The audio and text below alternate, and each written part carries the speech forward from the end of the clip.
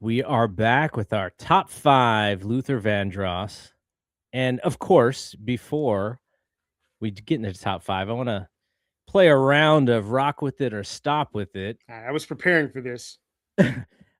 Luther has some songs that I find pretty magical, but I would imagine some people are a little sick of hearing because they've been overplayed a lot. Mm. So even if I have these songs on Rock With It or Stop With It, doesn't mean that I dislike them. I'm assuming that because of how long they've been or how often they've been played, that some people may find them a little repetitive or whatever. But Sure. okay, let's start with Power of Love, Love Power. I will rock with it. There is a house remix of that song that came out around the same time where he re-sings the song. Like it's not like they just do like the doop doop doop over the original song. He re-sings the song. And that version is, I just discovered that version like a year or two ago. That version is like top notch. So I'm gonna rock with it, but I'm gonna rock with the remix. I'm gonna stop with it. As I was doing my Luther research, that song came on, and I was like, "Oh man, I haven't heard this in a while." And then I was like, "But I heard it a lot in the Back in the early day, 90s." yeah. In the early 90s, I heard it a lot. So, not my favorite Luther song, but it is one of his iconic hits. Yeah. So, Was a his lot of people love biggest, that song. his second biggest pop hit. All right, what about the Always and Forever cover? Nah, stop with it. I I mean, don't like it. Always and Forever is one of those songs that does not ever need to be remade. Like Heat Wave got 10 out of 10 first time out, and that's it. Don't do that You song again. there's something with his covers where he even makes them slower. I guess that's accurate. Like he's like, no, I'm taking it down even more. There's a cover of Killing Me Softly on that Songs album. It comes out like 2 years before the Lauren version. So the Lauren version is the one that we remember, but it's nice. It's really nice. I Yeah. thought he did a nice job. The other cover that he did that was really nice on that I don't hear anyone ever talk about is what is it? It's the Whitney cover. All the Man That I Need. Yes. Yeah. So sorry, now I'm just like throwing Luther trivia facts all over the place. That's what this show is for. Right. All the Man I Need, Whitney's version was a cover. Okay. Who did it originally? It was originally recorded by Sister Sledge. I need to go find that. I've never heard And Luther sang background on the original version. So he's like, this shit is mine anyway. I'm taking this back. Take that, Whitney Houston. Good on you, Luther. Yeah. Oh man. Oh no, he actually renamed it All the Woman I Need, didn't he? Yeah. Okay. Yeah. class. And even like Killing Me Softly. So it's funny because a couple of years before Luther, and then a couple more years before Fugees, Al B. Sure made a version of that song. Oh. And actually it was kind of a hit. Wow. So Roberta Flack or whoever wrote that song made a lot of money. Good for from her. the million covers of that song. They're all dope to me. Yeah. Okay, here's one. Here Now. Rock with it. That's a beautiful song. That song is magic. Yeah. That is a magical song. It is a beautiful, beautiful song. Okay, what about his cover of A House Is Not a Home?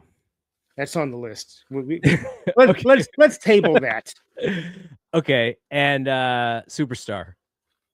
Oh, rock with it. 100%. That almost made my list. And that's the first version of the song that I heard. Like I didn't know who I did know who the Carpenters were when that song came out because Karen Carpenter just died. Yeah.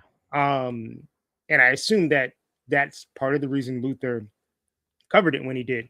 But Luther's version is so much better. And the Marcus Miller, the guy who was in that doc, who was worked with Luther, he said that when Luther came to him with the song, he was like, "The Carpenters? Like, really?" And then when he heard it, he was like, "I get it, man. I get it." All right, that is it. Those are the ones that I wanted to go over.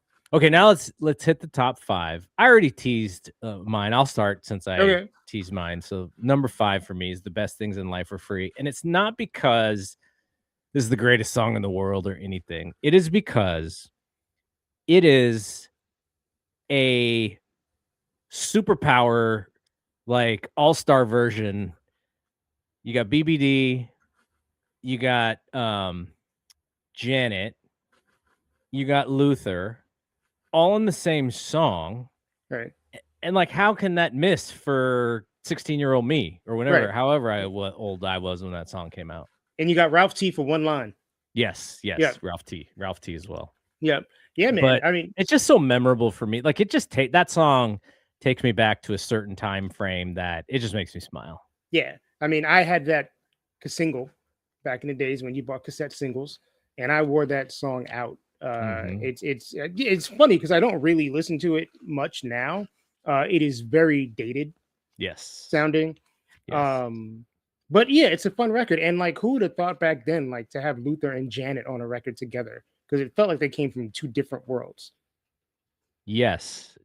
But I think that's also what made it really cool. Yeah. Yeah. And so Luther does songs with Janet, and he does a song with Mariah. Yeah. How many And people have done that? that's true. I mean, and it, performed on stage with Whitney. I don't think they ever recorded. Luther produced a song for Whitney. Which Um, was it's on "I'm Your Baby Tonight." I don't remember what the name of the song is. okay. Yeah. Okay, what's your 5? My 5 is "Any Love," which Luther himself said is his favorite song of his. And I think when you know his story and you Yes. listen to the lyrics, like it's so poignant. Like it's just Mhm. like he's like, look, you know, he says, I speak to myself sometimes and I say, wow, in a lot of ways, I'm a lucky guy. But I just want to be in love with, like, I want any love. I just want to be in love with somebody. And Yeah. it's so like heartbreaking. And it's not like pity me, like it's not one of those things. He's like he acknowledges right off the bat, I'm a very lucky person. But you could definitely tell that he had, felt this like ache, this loneliness. And it definitely comes out in that song. Even those of us who have found our person, and I'm very lucky in that way, there are moments in your life where you would have felt the same way, or you may Yeah, feel the same way currently. And I have definitely had those conversations with myself that Luther had in that song. yeah. I still have those conversations with myself. Like, it's I think it's a very common feeling to have because the majority of people haven't found their person. Hmm. Or their people or whatever it is. So I feel like that, when I talked in the episode we did about his sense of longing being like a universal thing, I think that's a Hmm. feeling that everybody can relate to. Yeah, absolutely. It is so relatable. And, a lot of those longing songs, like, you can put yourself in those lyrics in a particular time and place and be Hmm. like, damn it, man, you are dealing with the thing that I am feeling about. And, maybe that, I'm sure that was a big part of what was so smart about his songwriting too. Right, right. All right, number 4 for me, If Only for One Night. Ooh, I forgot about that one. That song is dope. Damn. Has that been redone? I mean, that's a cover. Okay, so who did it before him? The original version is by Brenda Russell, Okay. um, who also wrote the song. And it's been like Babyface covered that song actually. Okay. Because there's a Luther tribute album that came out. I don't know if it came out before or after he died. And there's some interesting choices on that album for sure. But Babyface covers "If Only for One Night" on that album. Yeah, I had assumed it was a cover, but I didn't do the research to find it. But man, like that song, there's like a longing in that song, and I was just like, this dude had a feeling on this song, and he just went with it. I really love that song. Yeah, I mean it's fun. Uh, there aren't a lot of songs in Luther's catalog that really kind of like flag his sexuality. I Mhm. think the lyrics of "If Only for One Night," like "I won't tell a soul," "I'll be Mhm. discreet if you need me to," and discreet is a word that is used a lot in Mhm. the gay community of gay and bisexual men. Like, I Mhm. feel like that was his tell, and that was really like the first song I heard of his where, like, I mean, this is long after the fact, long after it came out, where I heard the lyrics and I was like, "Oh, Mhm. yeah, I get it." Yep. Yep. So, And it is a how do I explain this? Like, a lot of the songs in his discography, they they are similar in the production style and in the way that he sings them, and you know very similar. Now there are the magic songs like I talked about, right, but this is a little different. This is a slightly edgier voice, maybe, yeah, a little leaning towards maybe the center of Luther that we know. He's maybe a little bit to the side. So right. that's what I like about it as well. Yeah, it's a very like Luther didn't always sound like he always sounded romantic. He didn't always sound sexy. Mhm. If only one night has like a that's a song that you can bone to. Yes. Yes, He's like, "Jodeci, eat your heart out." right, exactly, exactly. All right, what's number 4 for you? My number four was so amazing, Yeah. um, and that's just I think a very innocent song, but also just like a very beautiful song about the power of love. Mhm. Um, and in this case, it was Luther covering himself because he wrote the song for Dionne Warwick. Dionne recorded it, and then Luther took it back and recorded it a couple of years later. Um, and there's also another cover on that same tribute album I mentioned by Beyonce and Stevie Wonder. Mhm. And it's a very, that's probably my favorite song on that tribute album. But it's just a beautiful record. Number 3 for me, 2001's "Take You Out" Take you out. with Fancy in the video. That's right. Garcelle. Man, Yeah. what Excuse a me, miss. time. Yeah. And then Jay-Z kinda takes that part of the song for his Yep. song. Yep. But, Fancy, man. That was people think I watched the Jamie Foxx show for Jamie For Foxx. Jamie, no. Jamie was number 2. I watched it Right. for Fancy. I mean, Garcelle is still, she's still a stunner. Yeah, yeah. So probably But that pushing like 60 now. I know. It's crazy. Yeah. The thing that I really like about that song? That song is really about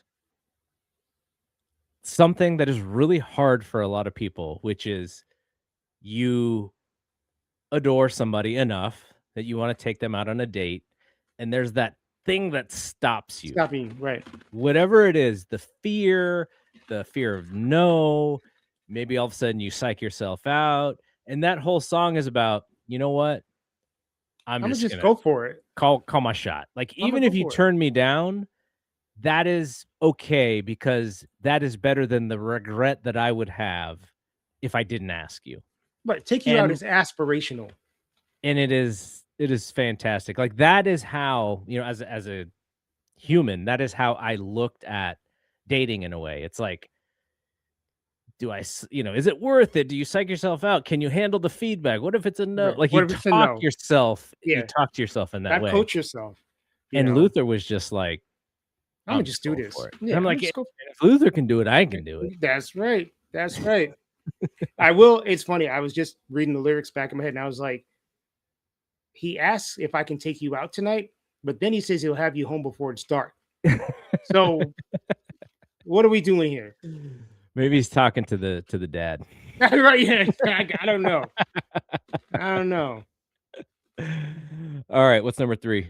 My number three is the glow of love, I which wanted I wanted to put that on mine. yeah, um, which is change with Luther Vandross on lead vocals, but and it's very much a disco song, but it's so joyful. And I guess if you're the next generation, because Janet sampled it for All For You. Janet. Yep. And it's been sampled a few other times. But it's such like you know, when you want to feel good about life and feel good about the world, that's one of those songs you put on and, you know, just puts you in a positive mindset. It's like Yeah, Luther's September. yeah, that song, it is a very it works in both ways because when I hear that song, I hear Luther, and then I think about the Janet song, and then I want to go listen to the Janet Janet song song? too Okay. after it's over. So Right. it's like it works in both ways where I'm like, I like it, and then I want to listen to this other song that Right. samples it. So I Right. think that shows you how good that song is. Okay, number 2 for me is Never Too Much. What we just talked about on the whole episode, the entire episode was about that album, of course, with Luther himself. But didn't I think Jada and Will on one of Oh, Will's albums? 1000 Kisses. Yeah. Yeah, yeah. Yeah. They did a Wow. version. That's a pull. Um, yeah, just didn't Queen Pen? Queen Pen. Yeah. Yeah. Yeah, So there's a lot of versions of that song. this song is just the gift that keeps on giving, and people keep stealing it and using it too. That's right. I sang it at karaoke once. Did you? Yeah.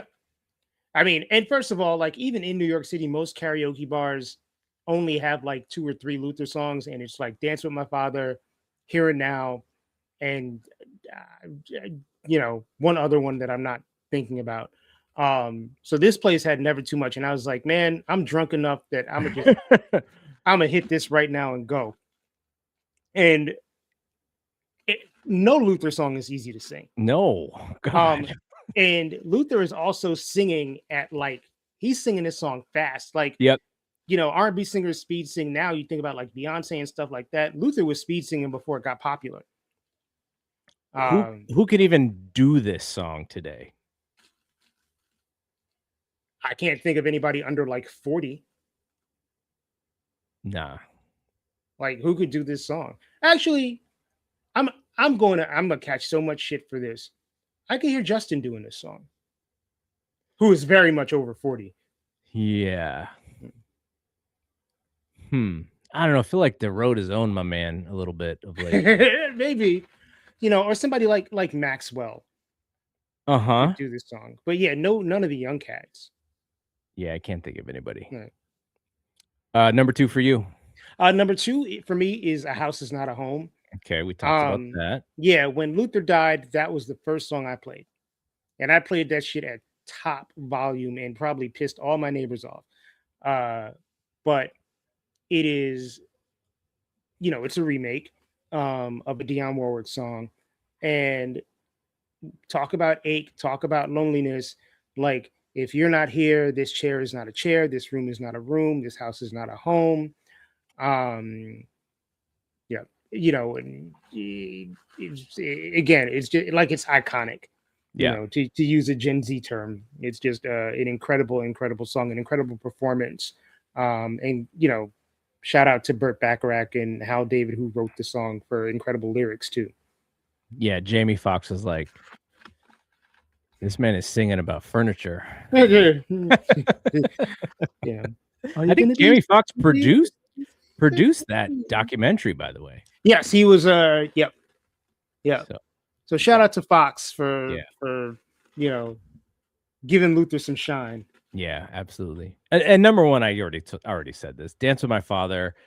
Some of it is, I would say a lot of it has to do with, it's the thing I associate with when he passed. And then learning about his story, doing this, watching the documentary. And that song is really about his mother. That's true. Like the song is somewhat about himself, but the song is really about his mom, and the fact that what he really wanted, even though he knew that this was like too big of an ask, was if his dad could come be present again so that his mom could dance with him one more time. Yeah. And I was like, oh, just listening to that, I'm just like, you know, I'm dying inside for him, and he's been gone for so many years. Just re-listening to that song several times in the last week. So, you know, it is not the greatest thing that he ever did, but if you think about, you know, we talk about his first single being Never Too Much, and then he caps it with Dance with My Father, and it's just like, is there a more perfect beginning and end to And somebody's career? that is true. That is It true. isn't it is incredibly poetic Yeah. that that is how it ended, Yeah, the I agree. beginning and the end of it, so, I agree. I agree.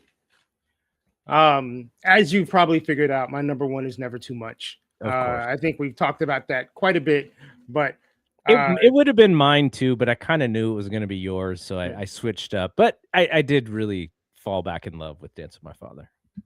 I mean, it's a good song. When I first heard it, like I definitely felt like the poignancy of it. I thought it was a little Mhm. bit corny, and I remember on the Opinions message board back in the day, getting into an argument with somebody where I was like, I don't particularly care for that song, and that person was like, well, when your dad passes away, uh, you'll get the meaning of it. And at the time, I mean, this is 15 years before I actually met my dad for the first Right, time. right. And I was like, I don't, as someone who's never met his dad, like maybe that's it. Maybe I can't relate. You know, Whomever that person was, maybe have a little bit of awareness next time. I mean, this was a person who was known for not having a lot of awareness. So, in retrospect, it's just like, okay, dude. Um, but but yeah, man, it does feel kind of like poetic that was, kind of our last glimpse of Luther. We've talked about this in some of these other episodes where I didn't know that I was going to be so affected going through these stories again. Right, And some of this is just age and our thinking about our own mortality right. and thinking about our parents and such, or just our elders and people who we are close to. But it was yeah, I like just going through this story. I think I was more sad revisiting it than maybe I even was sad in the real time of it happening. Mm, And that is kind of a gift of doing this show. Is not often do you get to revisit some things that maybe you didn't really think about as much as you could have, or you would have. right. Um, Amy Winehouse passing, this Luther episode, the Whitney thing. Whitney was in real time. That was just for me. It was absolutely sad too. But just revisiting these things and thinking about them as older, maybe hopefully more wise, adults is a different thing, and that's what I did not expect getting out of this show. So it is a positive. Now, my own sadness, like I don't want to get sad, but it is like reflecting and going like, wow, and thinking about that and going over things that I wouldn't have thought about, like what I mentioned in the episode of, how Luther sang these specific songs, having to be in the closet with his Closet. own sexuality. Right, right. So Yeah, I mean, knowing that gives the songs a different meaning. yes. Like they feel different when you consider the person that they were coming from.